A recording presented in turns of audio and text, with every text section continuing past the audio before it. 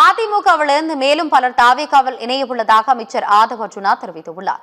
MLA பதவியை ராஜினாமா செய்த அதிமுகவை சேர்ந்த மூவர் நேற்று மாலை சென்னை பனையூர் அலுவலகத்தில் முறைப்படி தாவேகாவில் இணைந்தனர். இந்நிகழ்வுக்கு பிறகு செய்தியாளர்களை சந்தித்த அமைச்சர் ஆதவ் அர்ஜுனா, அதிமுகவை சேர்ந்த மூவரும் எம்எல்ஏ பதவியை ராஜினாமா செய்ததும் தலைமைச் செயலகத்தில் தாவேகாவில் இணைந்தவுடன் அவர்களுக்கு உறுப்பினர் அட்டை வழங்கப்பட்டதாக எதிர்க்கட்சிகள் தெரிவித்த குற்றச்சாட்டுக்கு மறுப்பு தெரிவித்தார்.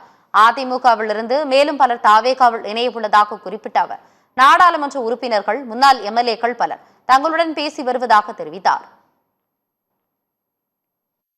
இன்னும் வரக்கூடிய காலங்களில் முன்னாள் 19 அமைச்சர்கள், 20 அமைச்சர்கள், கட்சியினுடைய முன்னாள் பாராளுமன்ற உறுப்பினர்கள், முன்னாள் எம்எல்ஏக்கள், ஒன்றிய செயலாளர்கள், மாவட்ட செயலாளர்கள் பல்வேறு அழைப்புகளை சகோதரத்துடன் அன்புடன் எங்களோட பேசிக்கிட்டு இருக்காங்க.